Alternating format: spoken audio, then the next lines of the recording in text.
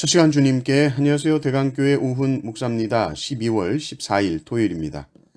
하나님 우리에게 주신 말씀은 느헤미야 10장 28절에서 39절까지 말씀입니다. 그 남은 백성과 제사장들과 레위 사람들과 문지기들과 노래하는 자들과 느디님 사람들과 및 이방 사람과 절교하고 하나님의 율법을 준행하는 모든 자와 그들의 아내와 그들의 자녀들 곧 지식과 총명이 있는 자들은 다 그들의 형제 귀족들을 따라 저주로 맹세하기를 우리가 하나님의 종 모세를 통하여 주신 하나님의 율법을 따라 우리 주 여호와의 모든 계명과 규례와 율례를 지켜 행하여 우리의 딸들을 이 땅 백성에게 주지 아니하고 우리의 아들들을 위하여 그들의 딸들을 데려오지 아니하며 혹시 이 땅 백성이 안식일에 물품이나 온갖 곡물을 가져다가 팔려고 할지라도 우리가 안식일이나 성일에는 그들에게서 사지 않겠고 일곱째 해마다 땅을 쉬게 하고 모든 빚을 탕감하리라 하였고 우리가 또 스스로 규례를 정하기를 해마다 각기 세겔의 3분의 1을 수납하여 하나님의 전을 위하여 쓰게 하되 곧 진설병과 항상 드리는 소제와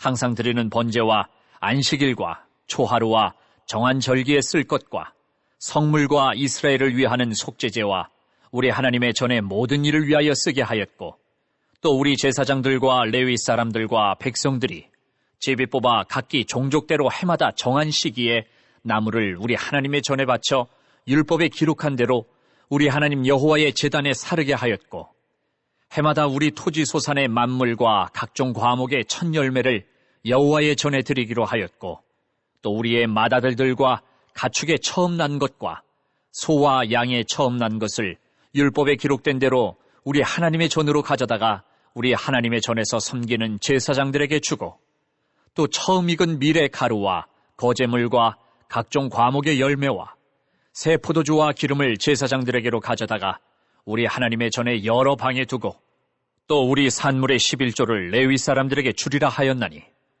이 레위 사람들은 우리의 모든 성읍에서 산물의 11조를 받는 자임이며 레위 사람들이 11조를 받을 때에는 아론의 자손 제사장 한 사람이 함께 있을 것이요 레위 사람들은 그 11조의 10분의 1을 가져다가 우리 하나님의 전 곳간의 여러 방에 두되 곧 이스라엘 자손과 레위 자손이 거제로 드린 곡식과 새 포도주와 기름을 가져다가 성소의 그릇들을 두는 골방 곧 섬기는 제사장들과 문지기들과 노래하는 자들이 있는 골방에 둘 것이라. 그리하여 우리가 우리 하나님의 전을 버려두지 아니하리라. 아멘. 느헤미야 성벽 재건의 완성은 신앙의 회복입니다. 신앙은 하나님의 백성들이 하나님과 신실한 언약 관계를 맺는 것이죠. 말씀대로 순종하겠습니다. 하나님의 뜻에 따라 살겠습니다. 라는 결단입니다. 느헤미야와 국가의 지도자들은 자발적으로 서명을 하며 말씀대로 살기로 헌신합니다. 그 구체적인 헌신의 내용은 무엇입니까? 앞으로 어떻게 하겠다고 합니까? 제일 첫 번째는 이방인들과 결혼하지 않겠다라고 말합니다. 30절을 보십시오. 우리의 딸들을 이 땅 백성에게 주지 아니하고 우리의 아들들을 위하여 그들의 딸들을 데려오지 아니하며 이렇게 나옵니다. 물론 불신 결혼하면 안 됩니까? 또 결혼해서 전도하면 되잖아요. 그러면 좋죠. 그런데 구원이라는 것이 우리가 하면 된다라는 그런 게 전도가 아닙니다. 구원은 하나님께 달려있는 문제입니다. 배우자와 신앙적인 이야기를 나누는 기쁨이 참으로 큰데 그것을 할 수 없다는 것은 정말로 아쉬운 일이죠. 그러나 이미 믿지 않는 배우자와 결혼해서 살고 있다면 낙심치 말고 기도해야 합니다. 그리스도인으로서 신앙의 아름다움과 풍성함을 삶을 통해서 반드시 보여줄 수 있어야 됩니다. 천하의 솔로몬도 이방인들과 결혼하면서 그들의 신들을 이스라엘로 가지고 들어오고 그로 인해서 나라가 분열되죠. 그러니 이것은 참 쉬운 문제는 아닙니다. 31절을 또 보십시오. 안식일 문제가 나옵니다. 혹시 이 땅 백성이 안식일의 물품이나 온갖 곡물을 가져다가 팔려고 할지라도 우리가 안식일이나 성일에는 그들에게서 사지 않겠고 일곱째 해마다 땅을 쉬게 하고 모든 빚을 탕감하리라 하였고 이렇게 나옵니다. 4계명입니다. 안식일을 기억하여 거룩하게 지키라는 것입니다. 인생은 시간과 공간 속에서 살아가고요. 이 시간의 중심 그리고 공간의 중심이 있어야 됩니다. 그리고 반드시 시간의 구심점, 공간의 구심점이 있어야 되는데 하나님의 백성들에게 있어서 이 공간의 구심점은 성전이요 시간의 구심점은 안식일입니다. 우리의 삶의 시공간은 안식일과 성전으로부터 시작이 되는 것입니다. 인생은 안식일에 하나님을 예배함을 통해서 힘을 얻습니다. 이 힘은 육체적인 힘이 아니라 영적인 힘입니다. 우리가 육체의 힘으로 사는 존재가 아님을 고백하는 시간입니다. 우리는 영적인 힘으로 살아가고 그 힘은 오직 하나님으로부터 공급받음을 믿습니다. 그리고 32절을 보면 또 무엇을 약속합니까? 32절을 보면 우리가 또 스스로 규례를 정하기를 해마다 각기 세겔의 3분의 1을 수납하여 하나님의 전을 위하여 쓰게 하되 이렇게 나옵니다. 성전 세금이죠. 하나님의 것을 하나님께 드리라는 것입니다. 원래는 이 성전세가 1인당 반 세겔이었습니다. 2분의 1 세겔이었죠. 그런데 3분의 1 세겔로 줄었습니다.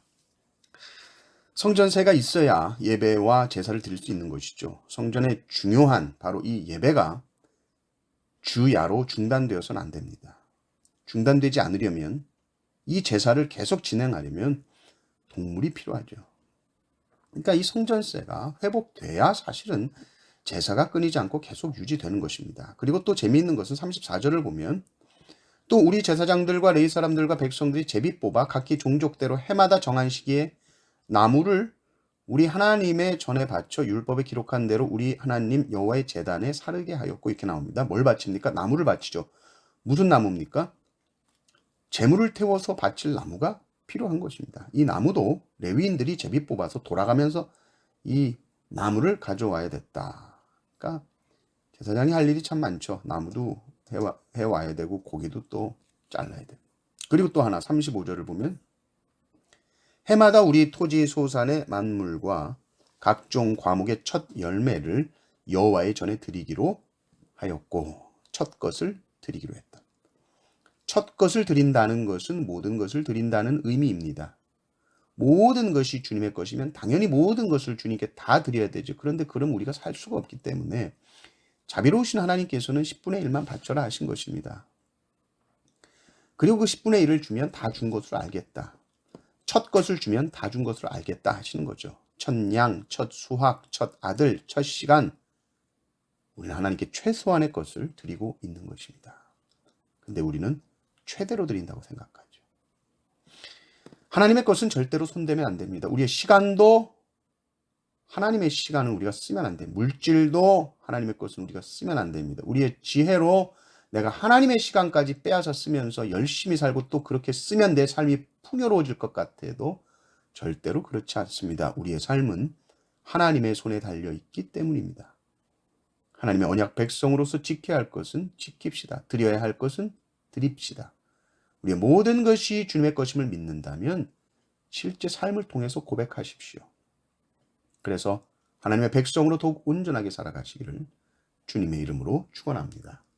아멘.